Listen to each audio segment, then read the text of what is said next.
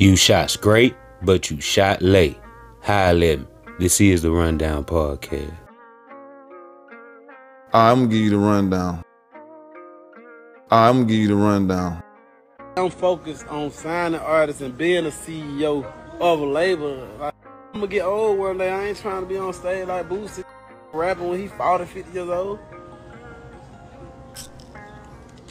I ain't trying to be doing that. I want to pull up like Birdman with my artists, or pull up like QCP with my artists, or you know, the other side, you know, all them old, you know, say their name.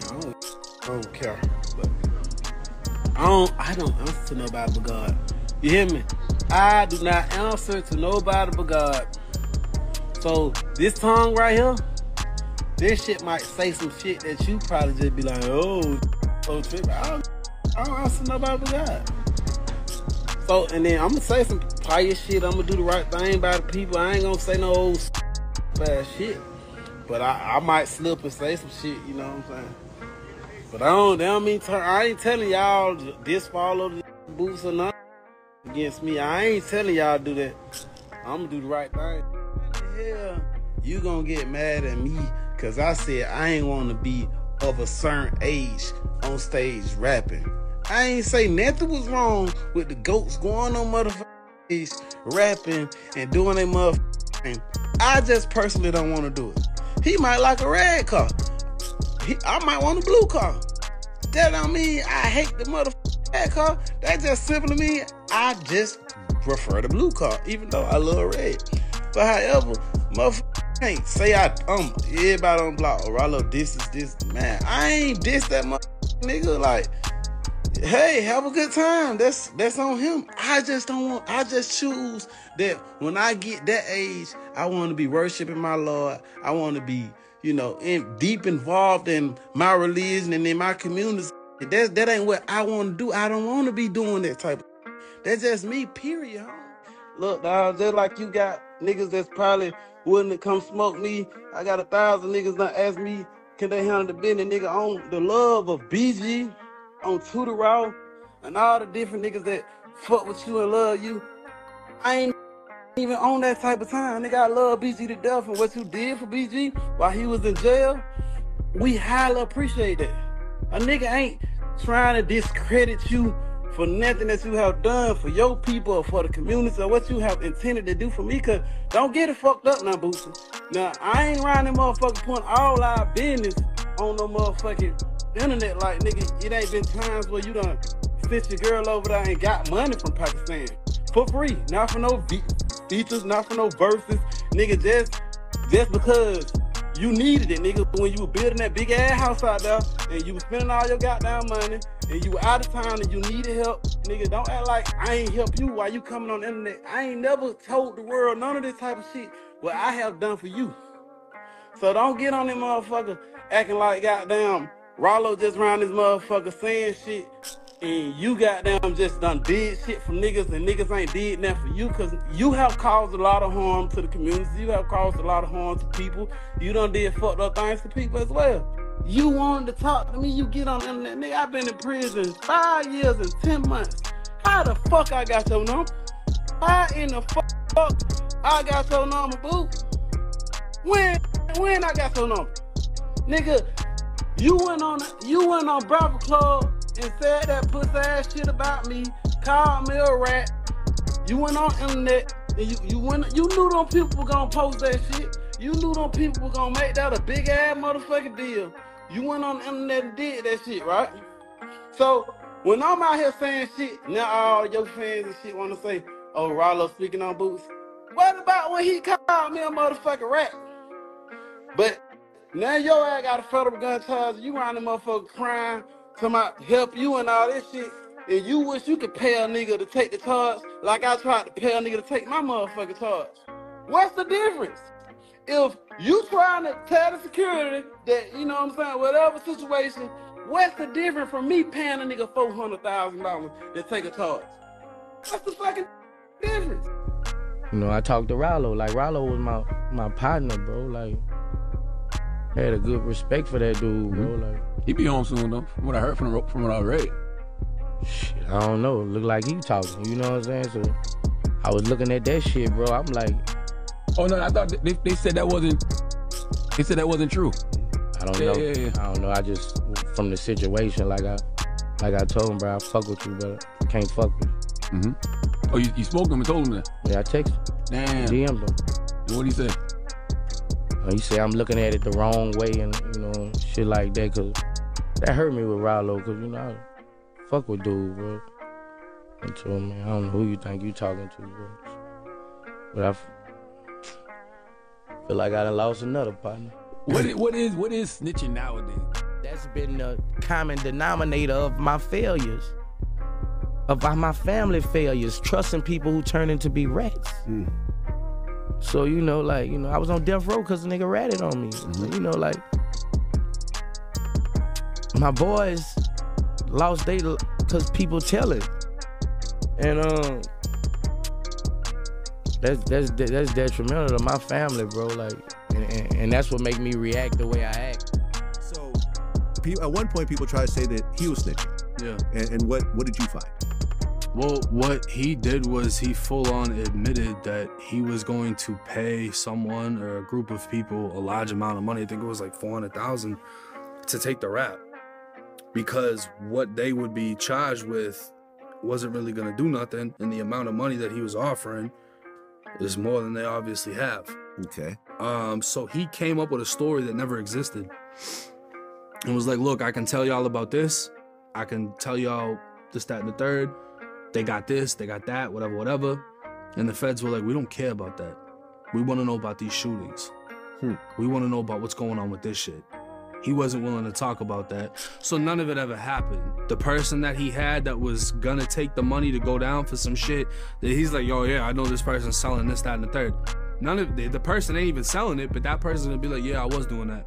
Okay. Just to take it, and he was gonna try to come up with some fugazi shit to give the feds something to get a reduction. It never went through. But at the same time, his paperwork clearly states his case took so long, all of his co-defendants were already sentenced before it came time for him to actually be able to cooperate. So nothing he could have gave would have affected anyone because all of them were already sentenced. Okay. So he never snitched on anyone in this case. Say man, hey man, it's OG Jucario, and I'm back at you with another one. And I had to come spend the YouTube block on this topic about Ralo, who they calling a rat, right? They're calling him Ralo the rat, and Boosie badass, right? These two have been going back and forth for almost over close to 2 years now, right? And it started when Ralo was locked up and Boosie went on the Breakfast Club, and Boosie was saying certain things, right? And even Boosie had made a couple of statuses on his Twitter, right? Tweets about Ralo and his situation before he went to the Breakfast Club, right? Stating his position about Ralo and, you know, his thoughts on Ralo being an alleged rat and being a snitch, right? And a situation he got caught up in, okay? Now, check this out. Now we are basically to the point where Ralo is free now, right? And Ralo has even stated when he was locked up that he wanted to do a boxing match, right? He wanted to beat Boosie up because Boosie was saying this and saying that and calling him a rat and making all these allegations against Ralo, and Ralo just wasn't feeling that, you guys. With Boosie calling Ralo a rat, you know, Ralo flew off the hinges. And as of lately, Ralo, as you seen, went live. A couple of clips I showed, and it started off with the clip with Ralo saying that he didn't want to be 40 plus years old still rapping and doing shows like Boosie, right? He said he wanted to be a CEO like Baby, Cash Money, and, you know, put his artists on, you know, just pull up and pick up his money. And people was like, hey, why did, you know, Ralo have to say Boosie's name? And even Boosie said that. So Boosie was, you know, he was taken back by that, and he couldn't understand why Ralo had to pick him out of all the people to say he didn't want to still be rapping like Boosie in his 40s, right? So I would have to agree with Boosie. Why did Ralo even target Boosie's name, right, and use Boosie as an example to say he didn't want to be like Boosie? Still rapping and doing shows in his 40s, early 40s and late 40s, right? Trying to get a check. Well, Ralo, you could have made that point without saying Boosie's name, of course. So it seems to me that Ralo is still harboring some feelings about Boosie Badass saying all the things he was saying about Ralo when Ralo was still locked up almost a year ago, right? So with Boosie, you know, going on the Breakfast Club and mentioning Ralo's name and saying he was hurt by the fact that, you know, it was allegations, and to Boosie's knowledge, Boosie was saying it wasn't an allegation. He was saying basically Ralo is a rat. And as far as he's concerned, you know, he's not trying to hear it. And that's just the facts, that Ralo is now a certified snitch in Boosie's book. And Ralo felt like, hey, the interviewer, which was Charlamagne the God on Breakfast Club, didn't even ask Boosie about Ralo. But Ralo was saying that Boosie just brought up his name and started speaking on the situation about Ralo being a alleged rat and snitch. And Boosie said he contacted Ralo through the DM and told him he couldn't fool with him no more.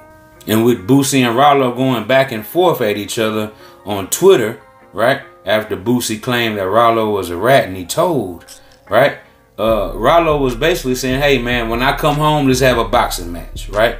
Let's fight. Let's get this whole ordeal over with, because I'm sick of you running your mouth like a gossip gal, right? You're going on these interviews, you're saying this, you're saying that about me. So with Ralo going live and speaking on the situation with Boosie, saying that, hey man, I could have put your business out there between me and you know what I'm saying? I never said nothing though, but you was coming to me for money, man. Why don't you tell the people how you sent your girl over to little Pakistan to come collect some money from me, to come get some money from me for free? You know, you didn't have to do nothing to get this money. On the screen, on the G, right, on GP, I gave you this money, Boosie. So why are you running your mouth about me being a rat, about me being a snitch, right? When the paperwork that Ralo is saying he has doesn't show that. Now in the clip that I showed with 1090 Jake and Vlad, and 1090 Jake saying that over the paperwork he looked over regarding Ralo, he said that he couldn't find anything stating that Ralo was a rat. He said Ralo never cooperated with the government on any type of murders, any type of information to get somebody locked up on murders or shootings or anything of that type of nature, right? And he said that Ralo in the paperwork was basically trying to finesse the government and pay somebody, you know, $400,000, or pay either one individual or a couple of individuals up to $400,000 altogether to try to say, you know, hey, this is what we were doing with a certain drug operation, or, you know, things of that nature as far as a drug plug went. But, you know, 1090 Jake was saying that the government wasn't going for that. The feds weren't trying to hear that. They wanted to know about shootings and murders and, you know, violent crimes that Ralo could give them information on, and Ralo just wasn't going to give up that type of information. And so, you know, this is where 1090 Jake said that people, you know, felt like Ralo was being a rat because he was willing to make up a fake situation to give the government information about a certain individual who was willing to take the rap, right? Willing to take the blame on being a drug dealer or the plug, right, for that $400,000 that Ralo was planning on paying them to say this, you know, and take the rap for him, you know, on the back end. But at the end of the day, Boosie wasn't trying to hear that. Boosie was saying, look, man, this is what the paperwork say. You said you was trying to make it juicy for him.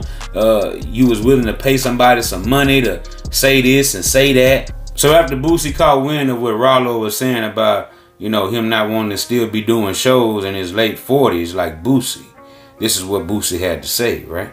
He says, I have not spoken to you in years at Ralo Famgoon. You still hurt by what you did. What you did, LOL. I'm grateful that I'm still making music and making 150K a weekend and selling out shows. You don't have a rap career. We'll never have one.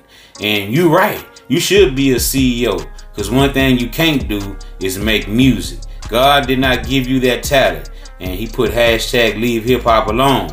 And he said, every other month you mentioning me, SMH. Get me off your mind and stop using my name for clout. You got my line if you want to tell me something. I'm the same nigga did a verse and video for free when you was locked up and refused to take the 10K you was trying to pay me. you get no points for that ish. Like this. With Ralo saying he's willing to go to war with Boosie behind all this right here. You know, the fans, the people are saying this whole thing should be squashed, man. It don't need to get any uglier than it is. You know, the words are going back and forth. You know, Boosie got his mindset. You know, Ralo got his mindset. You know, Ralo is saying he know that Boosie could probably, you know, send a hit after him. And Ralo is definitely saying he got people ready to send the blitz at Boosie for the disrespect, right? So y'all get in the comment section and let me know what y'all think about this entire ordeal, man. Because, you know, like I said, it's been going on for a minute now since Ralo was locked up and released. So y'all let me know what y'all think. And until the next time, this is OG Jucario TV with the latest in hip hop, rap, and celebrity news. You're watching the Rundown Podcast. I appreciate everybody for spinning with me. I appreciate all my subscribers for sliding with your boy every time. And say, man, hey man, keep hitting that like button, keep hitting that subscribe button, and look, turn on post notification so we can slide whenever I get the drop. You already know what it is, man. It's deeper than Buddha, her, you hear me? And guess what? I'm gone.